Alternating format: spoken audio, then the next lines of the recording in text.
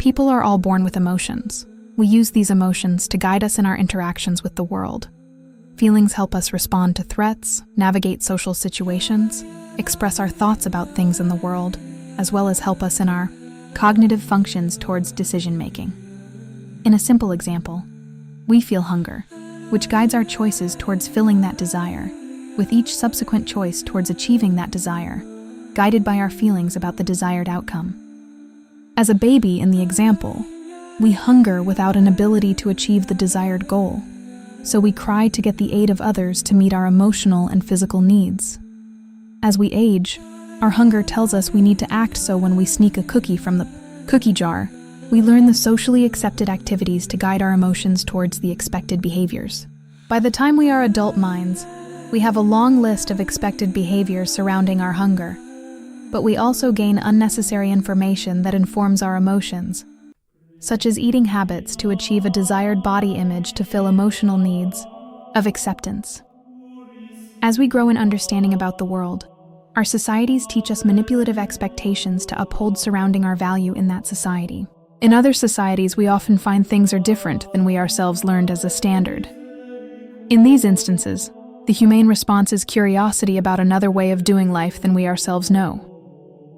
Humanity's best chances for continued existence is to have as many working variations of human expression as possible. These societal differences happen for many different reasons. The geographic locations, religious traditions, and familial dynamics can all impact differences in expression. There are other things that globally bias our expressions as well. How we define ourselves as humans is one of those areas. Patriarchal society is one of the most influential imposers of biases in how we see ourselves as humans. Patriarchy teaches us that the species is eternally and naturally segregated between a greater and lesser representation. It also teaches us that brutality and domination are power, while everything else is weakness. In a patriarchy, human needs get devalued for individualism. Through capitalism and inherited ownership, men are given power over weaker people in patriarchies. All of these lies teach people how not to be a person and how to be a trained part of a herd supporting a patriarchal system. Great leadership requires more than being born with a dick. Honesty and transparency in a leader are shown in actions, not reproductive organs. Integrity in a leader provides the necessary trust those below them in power need to be respected in their human rights. Emotional maturity in a leader shows deeper awareness of the self's vulnerabilities and strengths. Those who have emotional maturity can reason how their actions impact other people, which keeps them personally developing themselves into greater people. Within a patriarchy, accepting one's vulnerabilities is thought to make you a weak person. The next thing a great leader has is resilience. No matter the sex of a person, things will go wrong in the world. Having resilience gives a leader multitudes of potential solutions when things go wrong. To find the most positive outcomes for those who lead requires the ability to take it on the chin, so to speak, and still be able to advance towards the best solution for all, not just prove dominance. Great leaders need to be able to articulate their visions and expectations clearly, without faltering. Listening to others is a must in great communications. This must be done with the needs of the speaker in mind, for the most complete understanding of the message. In a domination-based system, listening to others is seen as a weakness. Compassion for those you lead increases the loyalty and trust of the people for their leadership. When a person genuinely cares about the lives of others, then makes choices that will enable the best for all, greatness is happening. There are no medals, awards, or designations that can make a person great.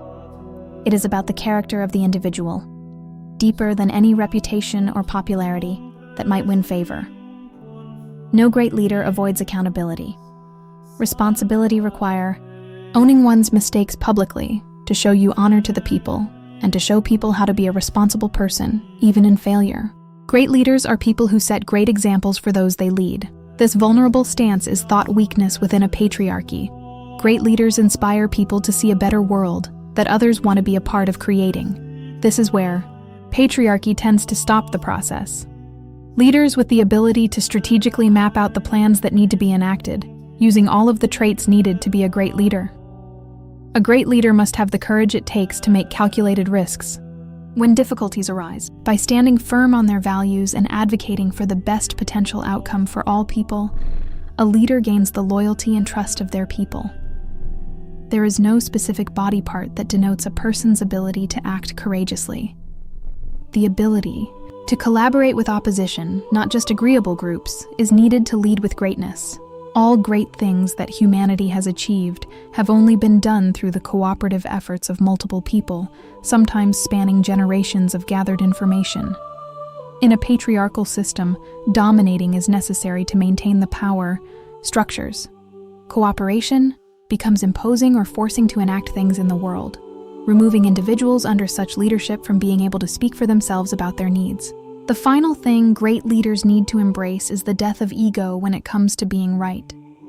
A true leader will know they are not all-knowing and actively seek to keep learning their entire lives. They have no need to posture to others that they know something they do not, because leading is about being honest and providing a good example. Patriarchy punishes those who have weaknesses, and being wrong is seen as a weakness. The world under a great leader will flourish in the qualities that leader exudes. Those who live under great leadership benefit from cooperative efforts, reducing hardships in everyone's lives. When leadership is not great, but dominating, it restricts the whole of humanity to the boxes of propriety allowed in that society. Patriarchy is a human-created system that justifies the segregation and degradation of half of the human population. This system commodifies human needs and human lives so that humans with a dick can own things. Through ownership, men establish the status of their power. The other half of humanity is forever lesser than in a patriarchy, making them a slave class to be used for men to profit from. We live in a patriarchy. This means we have never had great leaders. The world will never be a better place until we remove patriarchies from holding power. The first step to doing that is normalizing empathy, cooperation, and accountability towards the greater good of all. To end a domineering rule, you have to work together in understanding. There is no eye for an eye to bring justice to a patriarchal world.